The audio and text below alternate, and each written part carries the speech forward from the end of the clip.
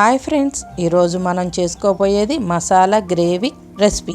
ఈ gravy all in one recipe అని చెప్పుకోవచ్చండి. ఇది రోటీల్లోకి, పులకాల్లోకి, ఎటువంటి బిర్యానీలోకైనా కూడా ఈ రెసిపీ సూపర్గా సెట్ అవుతుంది.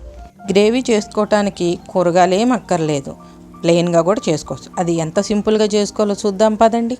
ముందుగా ఒక మిక్సీ జార్ తీసుకొని దాంట్లో 1 టేబుల్ స్పూన్ ధనియాలు, అలాగే 1 టీ స్పూను గసగసాలు, ఒక అర టీ స్పూను అల్లం వెల్లుల్లి పేస్టు, 3 అంటే 3 లవంగాలు, కొద్దిగా దాల్చిన చెక్క, ఒక యాలుక్కాయి, చిన్న మన గుప్పెడితో గుప్పెడన్ని ఎండు కొబ్బరి, అలాగే మరింత టేస్ట్ పెరగటానికి కొన్ని జీడిపప్పు, మరికొన్ని బాదం పప్పు, ఇవన్నిటిని బాగా పేస్ట్ చేసుకోవాలి. ఒకసారి గ్రైండ్ చేసుకున్న తర్వాత ఇప్పుడు బాగా పండిన 2 ఎర్రటి టమాటాలు వేసి మెత్తటి పేస్ట్ లాగా చేయండి. మీరు ఈ పేస్ట్ని ఎంత మెత్తగా గ్రైండ్ చేసుకుంటే మీకు గ్రేవీ అంత స్మూత్గా సాఫ్ట్గా అనిపిస్తుంది. ఇప్పుడు మరో 4 ఎర్రగా పండిన చిన్న చిన్న టమాటాలు తీసుకొని పైన ఉన్న ముచ్చిక కట్ చేసి ఇప్పుడు ఫోర్క్తో వాటికి హోల్స్ చేయండి.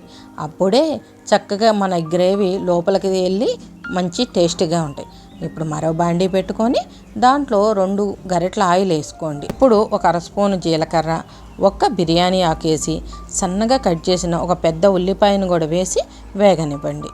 అది కొంచెం కలర్ మారి వేగిన తర్వాత ఇప్పుడు మనం ముందుగానే పేస్ట్ చేసుకున్నాం కదా, అది కూడా చక్కగా వేసేసేయండి. వేసి కలపండి. చక్కగా మొత్తం కలిసేటట్టు నూనె ఉల్లిపాయలు అన్నీ కలిసేటట్టు చక్కగా కలిపి ఒక 5 నిమిషాలు బాగా సిమ్ములో పెట్టి ముందుగానే మనం ఫోర్క్తో హోల్స్ పెట్టుకున్న టమాటాలను కూడా ఈ గ్రేవీలో పెట్టుకొని మూత పెట్టాలి.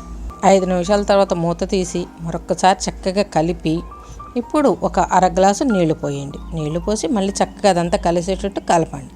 కలిపి మళ్ళీ మూత పెట్టండి. మరో 2 నిమిషాల తర్వాత తీసి తగినంత ఉప్పు, కారము, కొద్దిగా పసుపు వేసి చక్కగా కలపండి. కలిపి మళ్ళీ మూత పెట్టండి. మరో 5 నిమిషాల తర్వాత మనకి ఆయిల్ పైన తేలుతుంది. అంతే, మన కర్రీ రెడీ అయిపోయినట్టే.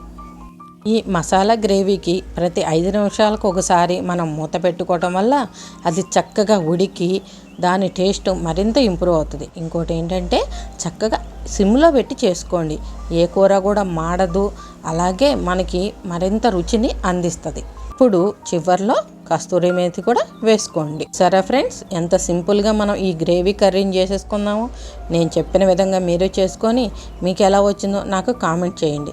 ఈ వీడియో కనుక మీకు నచ్చినట్టయితే లైక్ చేయండి, మీ ఫ్రెండ్స్ అండ్ ఫ్యామిలీకి షేర్ చేయండి. ఈ వీడియోల కోసం మన ఛానల్ని సబ్స్క్రైబ్ చేయండి. భారతి హోమ్ చెఫ్ ఛానల్ని సపోర్ట్ చేయండి.